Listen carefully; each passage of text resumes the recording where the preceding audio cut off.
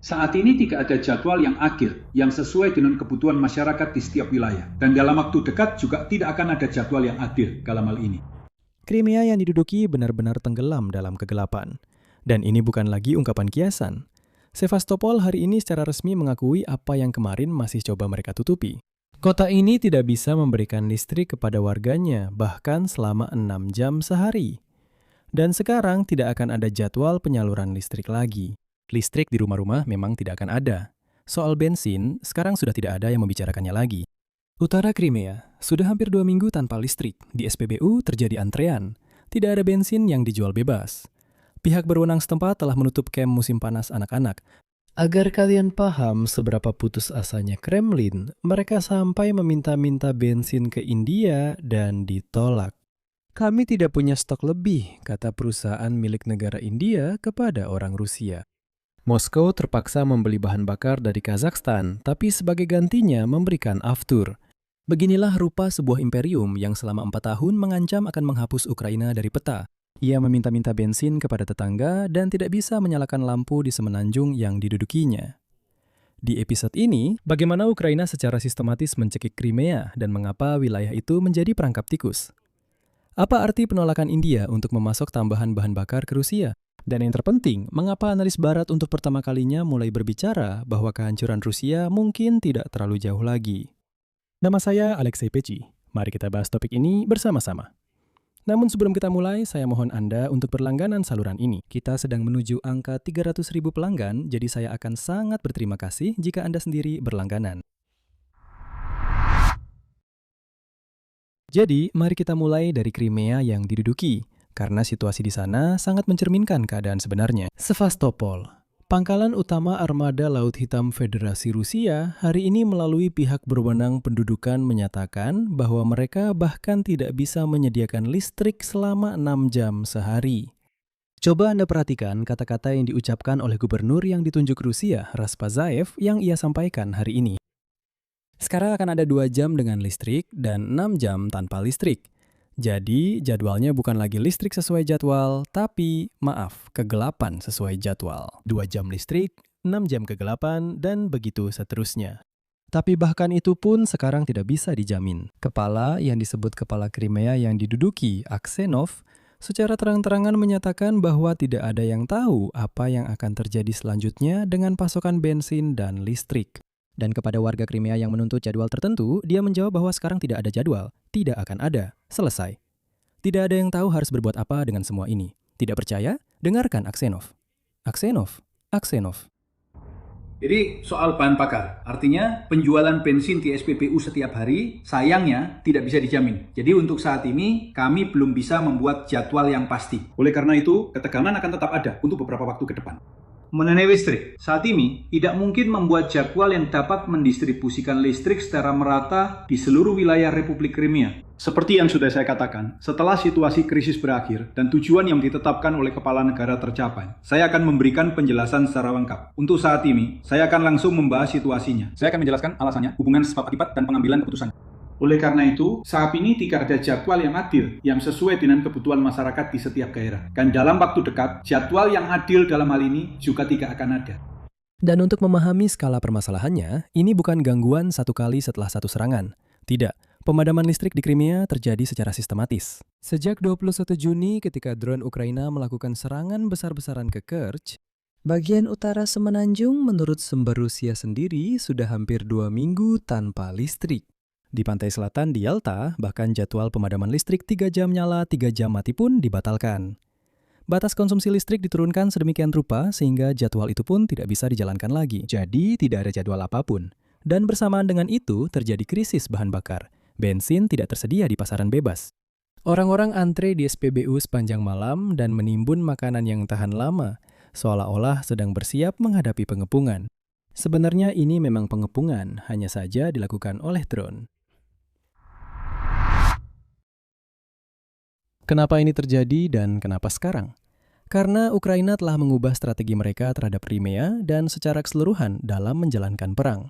The Economist mencatat bahwa beberapa bulan terakhir menjadi yang paling intens sepanjang perang ini. Dari hampir 700 serangan Ukraina ke Crimea sejak 2022, lebih dari setengahnya terjadi hanya dalam 1 tahun terakhir. Dan sekarang mereka tidak hanya menyerang sasaran militer, tetapi juga secara khusus menargetkan logistik.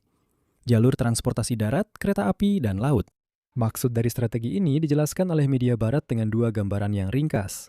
Misalnya, The Telegraph menyebut Crimea sebagai tumit Achilles Rusia. Sedangkan New York Times memberikan penjelasan yang lebih tepat dan menulis bahwa ini, kutipannya, adalah jebakan logistik raksasa. Logikanya sederhana sekaligus mematikan. Armada Laut Hitam yang biasanya bermarkas di Sevastopol karena ancaman sudah lama terpaksa melarikan diri ke pelabuhan-pelabuhan yang lebih jauh di wilayah Rusia. Pada 13 Juli, Rusia sepenuhnya menghentikan pelayaran melalui Laut Azov. Ini adalah jalur vital yang digunakan untuk seperempat ekspor gandum Rusia. Karena dalam 10 hari di sana telah diserang 116 kapal dan tanker. Persediaan bahan bakar dan makanan untuk pasukan Rusia di Crimea saat ini masih ada, tetapi sekarang akan lebih sulit untuk mengisinya kembali. Persediaan itu akan diisi ulang secara perlahan dengan susah payah dan penduduk sipil sudah mulai beralih ke mode bertahan hidup. Dan inilah angka yang, seperti kata pepatah, mengikat semuanya. Komando Pasukan Sistem Tak Berawak Ukraina menyatakan bahwa dalam 10 hari kami telah menghantam 147 kapal yang terkait dengan Rusia, secara efektif menutup Laut Azov dan memperkuat blokade semenanjung Crimea. 147 kapal dalam 10 hari dan sebagian di antaranya sudah berada di Laut Hitam, tidak hanya di Laut Azov. Ini berarti tidak ada lagi wilayah yang aman untuk infrastruktur Rusia.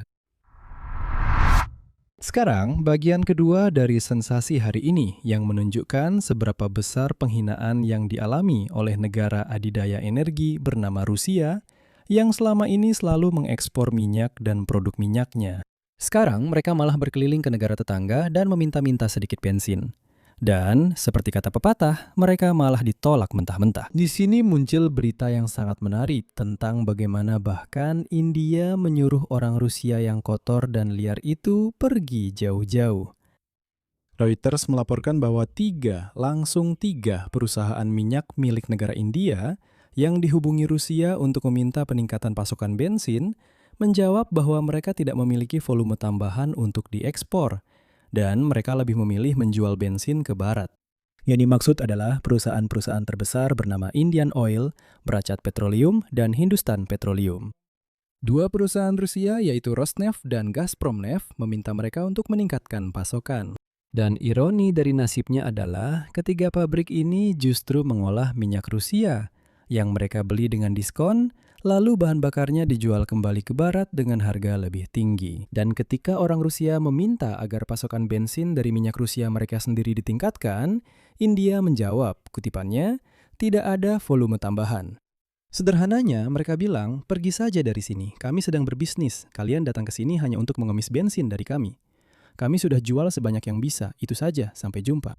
Dan besarnya rasa malu Rusia terlihat dari angkanya, ini sangat penting. Saat ini hanya ada 2 pengiriman bensin India yang masuk ke Rusia, dan yang menarik, keduanya dikirim oleh perusahaan Nayara Energy, di mana 49% sahamnya dimiliki oleh perusahaan Rusia, Rosneft. Jadi, pada dasarnya, Rusia membeli bahan bakar dari anak perusahaannya sendiri di India. Secara keseluruhan, sejauh ini India baru setuju memberikan kurang dari 100.000 ton bensin kepada Rusia. Sekarang, bandingkan dengan kekurangan di pasar Rusia. Menurut perkiraan Energy Intelligence, kekurangan produk minyak di Rusia sudah mencapai 600.000 ton per bulan. Artinya, 100.000 ton dibandingkan dengan defisit 600.000 ton. Ini seperti Anda tahu, memadamkan kebakaran dengan segelas air. Nah, volume dari India sama sekali tidak cukup untuk mengatasi masalah besar ini. Dan inilah sentuhan akhir dari absurditas ini, terdengar seperti ini. Karena tidak mendapatkan volume tambahan dari India dalam jumlah yang dibutuhkan, Rusia mulai membeli bahan bakar dari Kazakhstan. Tapi Kazakhstan juga tidak bodoh. Mereka bilang, kami siap menjual, tapi dengan sistem barter. Sebagai gantinya, kami ingin aftur yang lebih mahal. Jadi, negara yang dulunya mengekspor produk minyak ke seluruh dunia, sekarang menukar satu jenis bahan bakar dengan yang lain dengan bekas Republik Uni Soviet, hanya untuk menutupi kekurangan di pasar domestik. Ya, kita tinggal menunggu krisis di sektor penerbangan. Karena aftur juga kurang di Rusia sendiri. Tapi mau tidak mau harus memilih. Antara terbang atau mendapatkan bensin, supaya setidaknya bisa memanen hasil dari ladang. Kenapa krisis bahan bakar ini terjadi di Rusia, kita sudah membahasnya beberapa kali. Tapi saya ingatkan secara singkat, supaya gambaran besarnya jelas. Serangan jarak jauh Ukraina telah melumpuhkan sebagian besar fasilitas pengolahan minyak Rusia. Dan menurut perkiraan, dengan sekitar setengah kapasitas terkena serangan, pengolahan minyak kembali ke level tahun 2005. Pabrik-pabrik terbakar, bensin tidak diproduksi dalam jumlah yang dibutuhkan. Dari sinilah larangan ekspor bensin, minyak tanah, dan bahkan solar diberlakukan. Antrean di SPBU sudah sampai ke Altai, dan inilah pembelian memalukan dari India dan Kazakhstan. Nah, di sini media Axios menambahkan sentuhan yang menarik. Sekarang yang terkena dampak adalah solar. Padahal itu adalah tulang punggung utama baik bagi militer maupun pertanian. Solar adalah bahan bakar untuk kendaraan militer, truk logistik, dan mesin pemanen saat musim panen. Ketika pasokan solar mulai terganggu, itu bukan lagi soal kenyamanan. Bukan soal kenyamanan warga biasa, bukan soal kenyamanan para pengemudi, tapi soal kemampuan tentara untuk berperang dan kemampuan sektor pertanian untuk memanen hasil dan memberi makan negara. Dan inilah mungkin hasil yang paling penting. Dan sekarang Rusia sudah mulai mencari di pasar luar negeri dari siapa mereka bisa membeli tidak hanya bensin, tapi juga bahan bakar diesel. Saya yakin aftur tidak akan segera diberikan bukan hanya kepada Kazakhstan, tetapi juga kepada negara-negara lain, dan menukarnya setidaknya dengan diesel. Sekali lagi, di sini pertanyaannya adalah, bahwa terbang itu tidak wajib, di sini setidaknya bisa bertahan hidup di darat. Dan sekarang inilah kesimpulan utamanya. Analis barat yang biasanya berhati-hati dalam membuat prediksi, untuk pertama kalinya secara terbuka membicarakan kemungkinan runtuhnya Rusia. The Telegraph hari ini menulis, terus terang, perang dengan cepat melemahkan Rusia, dan mungkin kehancuran tidak terlalu jauh lagi. Menurut penilaian mereka, serangan terbaru Ukraina terhadap infrastruktur energi bisa menjadi titik balik seluruh perang. Rusia dengan cepat kehilangan keunggulan di sektor energi. Dan masalah ekonomi serta militernya semakin memburuk. Berikut kutipannya. Bahkan di Moskow sendiri tidak menutup kemungkinan terjadinya kehancuran ekonomi dalam beberapa bulan ke depan. Karena saat ini bensin sudah didatangkan dari seluruh wilayah Rusia ke Moskow. Namun bahkan itu pun tidak membantu. Mengapa ini baru efektif sekarang? Dijelaskan oleh analisis yang sama. Dan terbentuklah keterkaitan yang sangat unik. Negara-negara Eropa mendanai pengembangan kemampuan serangan jarak jauh Ukraina, Amerika Serikat. Bahkan setelah menghentikan bantuan militer langsung, tetap terus memberikan data intelijen untuk serangan yang tepat sasaran. Dan Ukraina telah membangun produksi sendiri, termasuk di dalamnya rudal jelajah baru yang bernama Flamingo. Uang Eropa, ditambah intelijen Amerika, ditambah produksi Ukraina. Inilah rumus yang memungkinkan Ukraina menjangkau jantung ekonomi Rusia. Dan sekarang begini cara The Telegraph merumuskannya. Rusia sekarang sudah tidak punya lagi wilayah belakang yang aman, jarak tidak lagi menjadi perlindungan. Mari kita simpulkan. Hari ini adalah gambaran yang sangat padat tentang apa yang sedang terjadi pada Rusia. Crimea, yang dulu disebut sebagai permata kekaisaran Putin, kini berada dalam kegelapan, tanpa bensin, dengan kamp anak-anak yang ditutup dan antrean panjang di SPBU. Diubah oleh Ukraina menjadi perangkap logistik. Dan Rusia sendiri yang disebut sebagai negara adidaya energi itu. Sebagai negara adidaya, Rusia dengan memalukan meminta bensin dari India. Ditolak. Lalu pergi melukar aftur dengan bensin biasa di Kazakhstan. Ini adalah dua gejala dari satu penyakit. Serangan Ukraina terhadap kilang minyak dan logistik Crimea bukanlah sekedar, Anda tahu, video indah tentang pabrik-pabrik yang terbakar. Bukan, ini adalah sebuah sistem yang mencekik ekonomi Rusia melalui dua jalur utama sekaligus.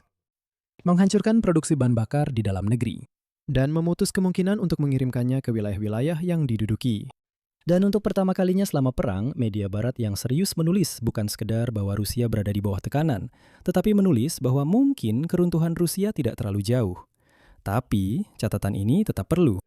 Telegraf yang sama tetap dengan jujur memperingatkan bahwa Ukraina mungkin segera kehilangan keunggulan ini. Jendela peluang tidak abadi. Rusia memiliki cadangan dan, yang penting, memiliki waktu untuk beradaptasi. Jadi, pertanyaannya bukan apakah Kremlin sedang kesakitan sekarang. Ya, pasti sakit, 100%. Itu terlihat dari Sevastopol yang gelap dan penolakan dari India. Pertanyaannya adalah, apakah Ukraina bisa mengonversi tekanan ini menjadi titik balik nyata, sementara jendela peluang masih terbuka? Di sini saya akan berhenti sejenak.